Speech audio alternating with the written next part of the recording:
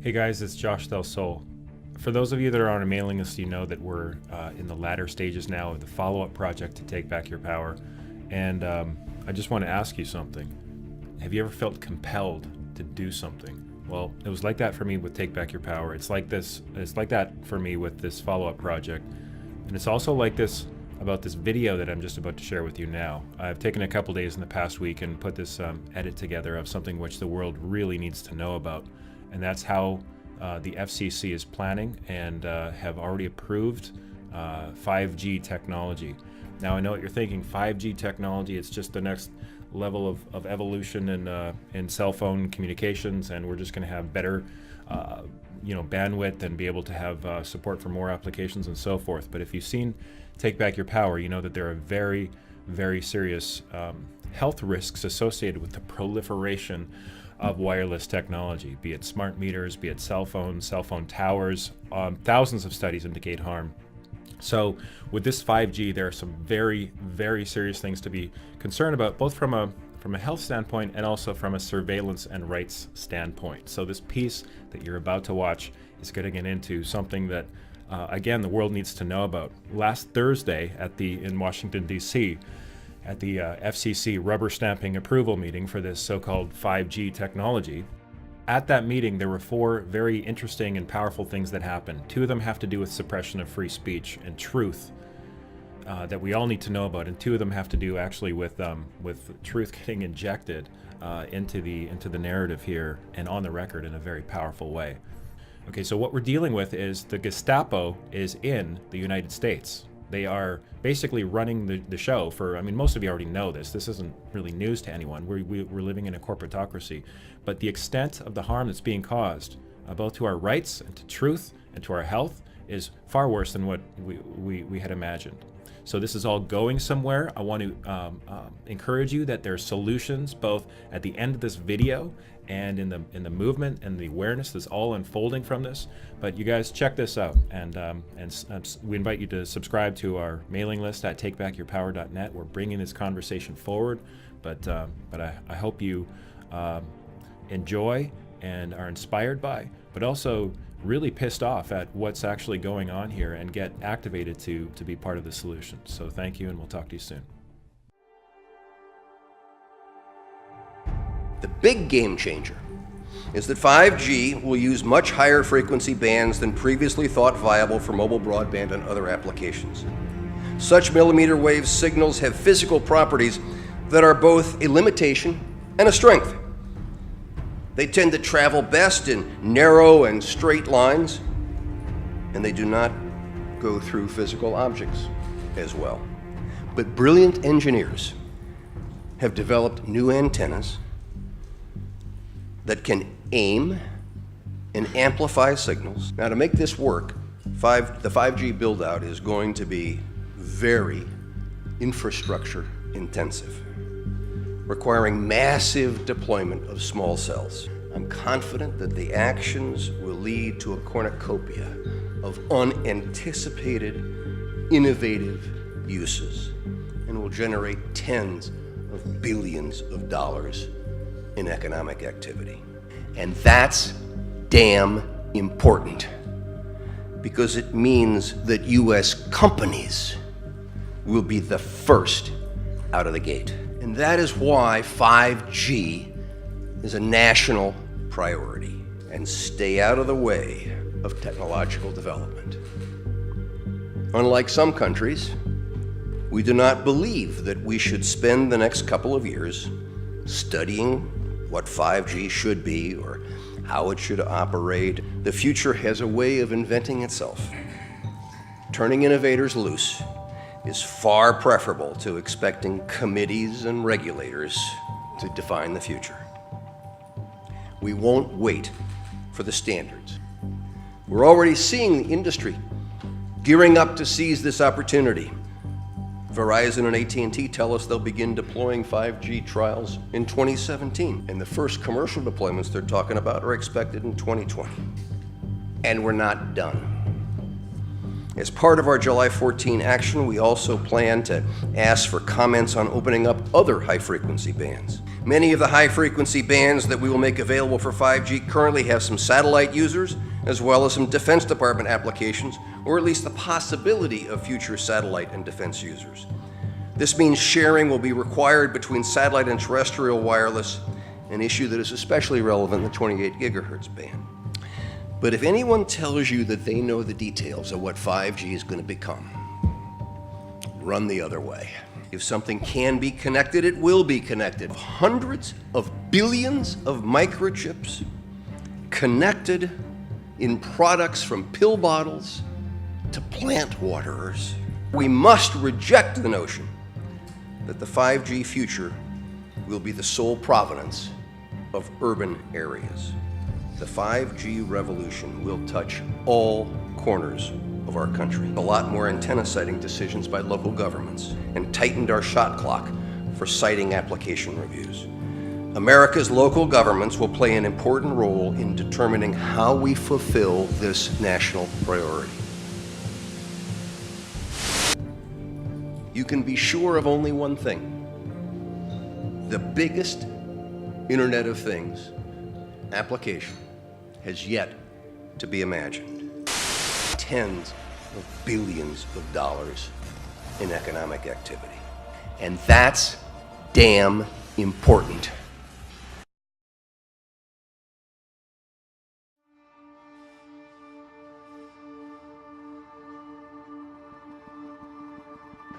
Ask a question. We'll start with you. Good morning, Mr. Chairman. Sir. You needn't egg me on this one. Moments ago, I was attempting to talk to some people who came to attend the meeting and have concerns about radiation and 5G.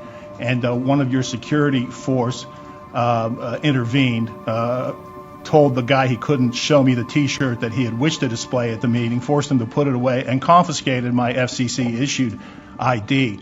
Is this consonant with the discussion that ought to be taking place here, and what's your reaction to this action by your staff?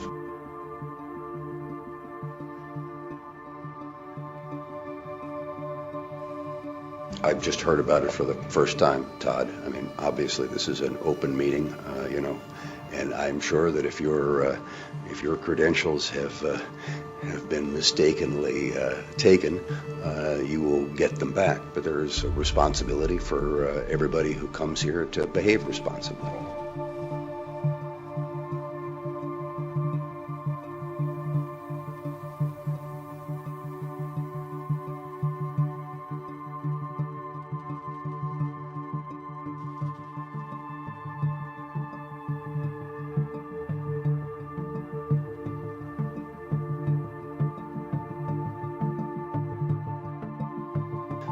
By approving the Spectrum Frontiers Order, the United States becomes the first country in the world to identify and open up vast amounts of high-frequency spectrum for 5G networks and applications. This is the most significant step yet.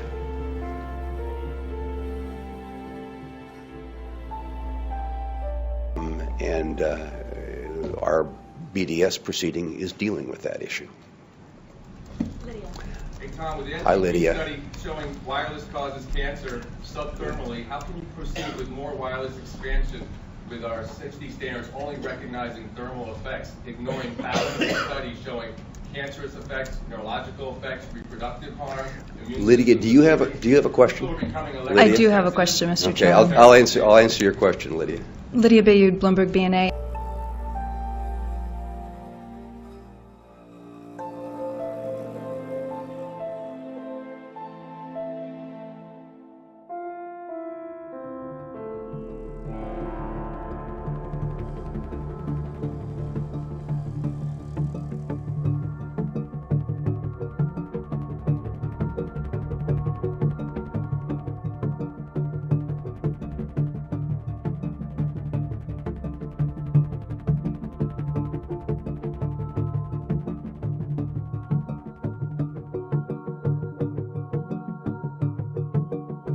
Can you just let us know what happened there and your role in those events and what's the significance there? Yeah, I call this G-Day for the 5G being rolled out. We tried to hold up a sign and inform them about wireless radiation causes cancer before they were making their decision. The sign was taken away from us. I then tried to grab a shirt out of my bag just to hold that up, sitting in my seat very, very innocently, and the head of security there threatened me and tried to grab my shirt, and we kind of struggled with that. So you didn't even get the shirt out of your bag, or it wasn't even displayed yet or anything, and the guy was And just on. sign wasn't displayed, shirt wasn't displayed. He was really quite on us. And he watched us the rest of the time. We're sitting right in front of us, just like a hawk, and threatened to kick us out many times. Wow. So what happened when Todd, the journalist, came over to talk to you? Okay, so the hearing, actually, they vote, and the hearing's over.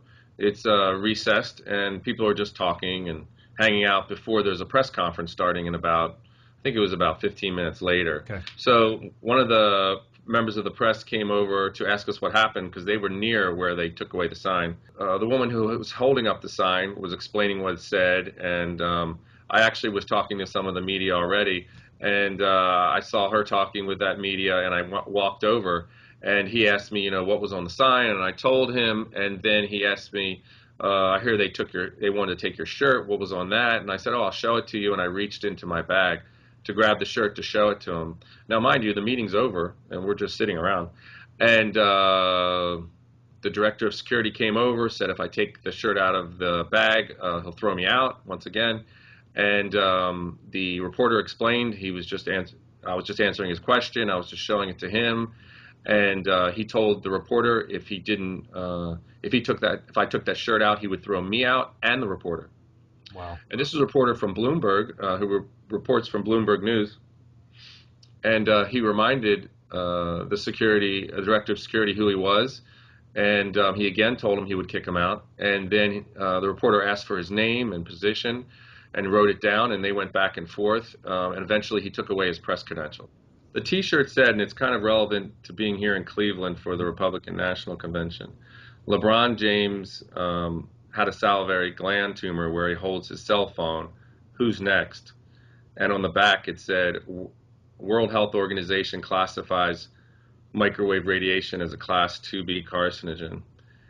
So that's the one, that was on the T-shirt. And I think it's important because it shows the power of the media to control information and dialogue about this issue. Because most people don't know that LeBron James had a salivary gland tumor removed from his jaw, and it took 6 hours to get out of his jaw, and could have killed him in the operation, but it was a non-malignant tumor, so he went on, and it was right after the playoffs in 2009, and there's two articles. If people Google LeBron James spring surgery, you'll find the two articles, but in one of them it says, at the end, how come no one else is writing about this issue? If this guy wears the wrong T-shirt, it's international news. This guy had a tumor that could have killed him, and no one's talking about it. So it shows the power of the media to control this. And what's really sad is after he had this tumor, he became a sponsor for Samsung cell phones, and now he's a big promoter of Beat wireless headsets, exposing more young children to wireless radiation to the head and possibly causing the same kind of salivary gland tumor that he had. And you can bet that that's by design, right? However many tens of millions of dollars he got for that contract was a little bit of insurance on their part, I'm sure. Yeah, I think that's what I was going to mention before, is I don't think they seep into this. I think there's a very conscious effort and plan to fund the people that might cause problems. I think they go to the PTA. We had a problem getting into the PTA and talking about this issue. They kicked us out of the conference, and we were paid exhibitors because they helped fund that conference. And with all these wireless projects, people need to understand everyone gets paid on them. If City puts in wireless, they get extra money for other technology projects. Everyone along the way gets a piece of it, and everyone stays quiet as a result. And in the end, our health is being sold down the road, and sometimes not for very much, sometimes pennies per person when you consider a national contribution. I mean, Tom Wheeler delivered a campaign contribution of $700,000 to President Obama, and then he was nominated chairman of the FCC about a month later. Yeah. You break that down per person, it's just pennies. Point of entrance into this. So my background is as a medical social worker, and when I was in the hospitals, I saw young salesmen, lawyers coming in with brain tumors and healthy otherwise, other than the tumor, and doctors asking them about their cell phone use. So I was clued in very early with these heavy users and the tumors it was causing. And then I had several colleagues of mine develop brain tumors in their 30s, and very healthy individuals otherwise. Another colleague who developed a tumor in her breast, where she put the phone in her bra and she lost her breast. And then I was working in my school district, and they're planning on rolling out school-wide Wi-Fi, and I had done the research because of my colleagues getting sick, and I knew it was a bad thing, and I started fighting with a school district not to do it and go wired instead of wireless, and I fought almost 3 years, providing them the information they needed to make a good decision, and I was simply ignored by the teachers union at Los Angeles Unified School District and by the school board at Los Angeles Unified School District, and I couldn't get the parents rallied as well, although I didn't have the resources really to do that. And it's really sad because now I'm hearing from Los Angeles Unified School District teachers that they're getting electro-sensitive, developing neurological symptoms, and other teachers developing cancer about a year after they put in the new Wi-Fi, because it's a very, schools are now our most dangerous places to be. You have 20 to 40 wireless transmitters in their iPads and wireless laptops, and then you have 2 to 3 in LA Unified. It's 3 commercial grade wireless routers per room, and then you have each room with the same thing, and it all multiplying. So you have really the setting of the most significant exposure in our country, and the most vulnerable population being exposed are small children, which we know are 3 to 4 times as sensitive to all environmental hazards. I think more and more researchers, doctors, parents, and those who are in the position of power to do something about this are beginning to realize this. But this is, I mean, what's happening to our kids, and what the electromagnetic radiation, the proliferation of it is causing. I mean, everything up until this point really could potentially only be the tip of the iceberg, right? With this rollout, this planned rollout of 5G, which was just approved. Yeah, we are microwaving our population and wondering why our cancer is going through the roof, and people aren't feeling as well, and chronic disease is going through the roof. It's really very sad. So we want to basically make it really clear. If you're watching this and if you want to do something about this, go to the link that's at the end of this video. It's going to be a bunch of information, links, and specifically an action link for you to take right now. Is going to be at the top of the section beneath this video. So Kevin, I want to thank you so much for everything you're doing. Thanks for your time and speaking to us today. And we wish you, the success in continuing to be among the front lines of those getting this truly life-saving information out to everyone. Yeah, and as a closing statement, I really beg people to take action. And even if you don't see the link at the end of the website, you know where all the congressmen are, the House of Representatives and Senate. You know where all the committees are. Go. Educate them. Go like the wireless industry goes time after time. Go to the FCC. The FCC, I think, is visited 500 times per year, and it's like twice a day, you figure, on average, by the industry. And we have our information. We need to go as well, but especially to our representatives who are supposed to represent us and protect us. They need to see that it's a glaring problem.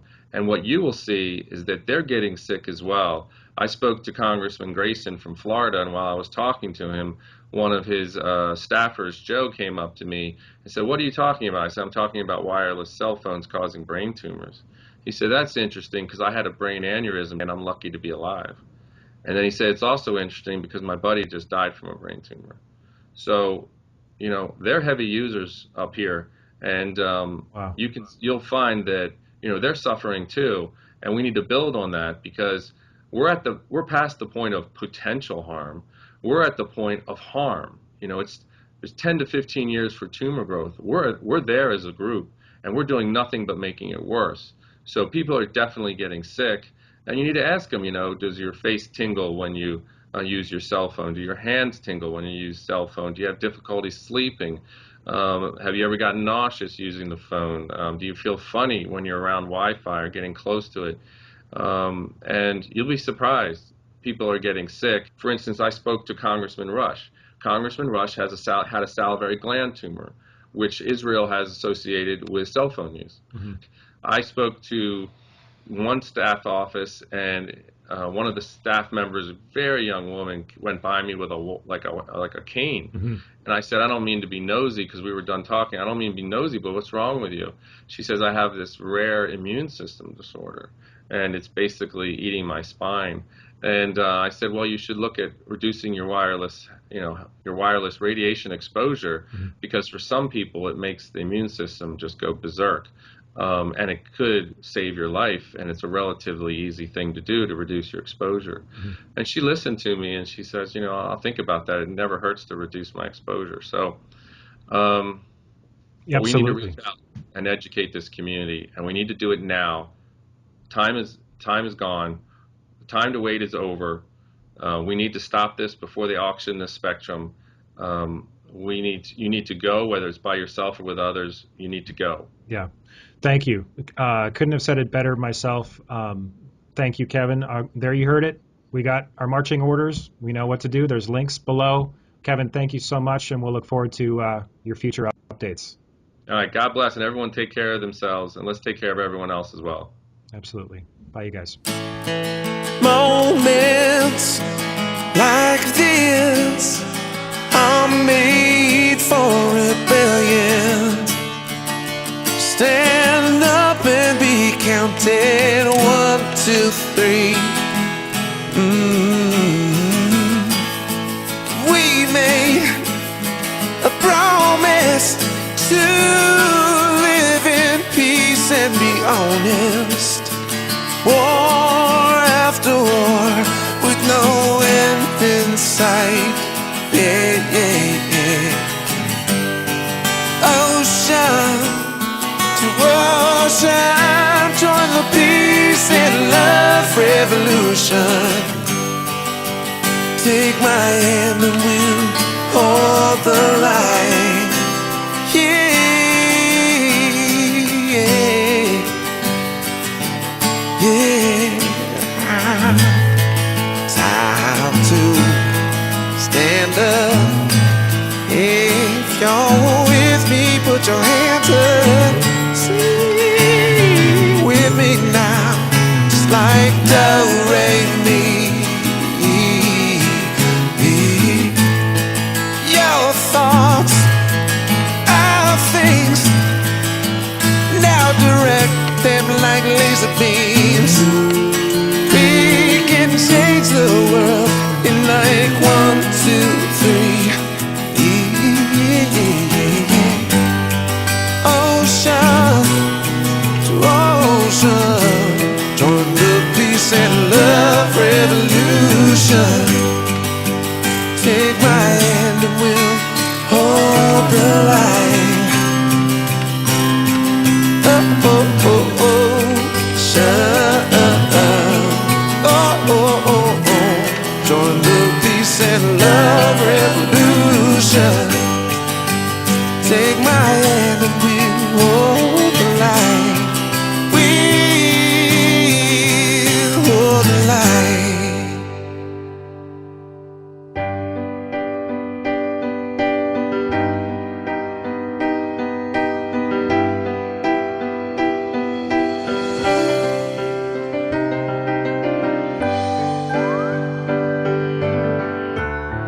Today is the day that I throw my stupid cell phone away.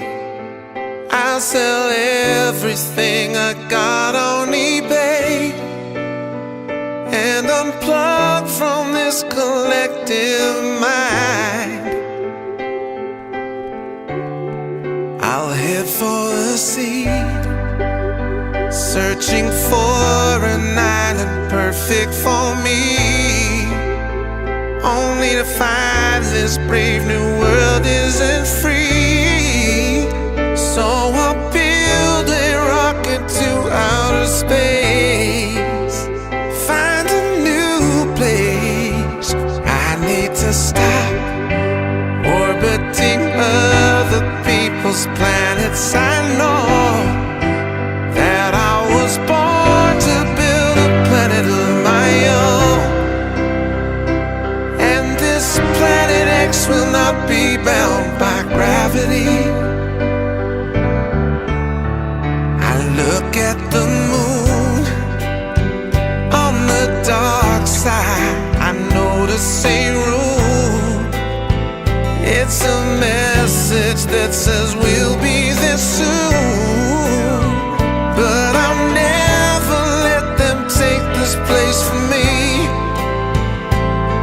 You see, I need to stop orbiting other people's planets. I know that I was born to build a planet of my own, and this planet X will not be bound by gravity. Come with me, we'll never look back. Come with me, we'll never look back. Science fiction is science fact. No reptilian race will enslave us, will embrace tomorrow. There's only one rule. If you want to come with me, don't be cruel. There will be no king and therefore no fool. Just be kind to everyone and we'll find harmony. You see, we need to stop orbiting other people's planets. We know that we were born to build a planet of our own, and this planet X will not be bound by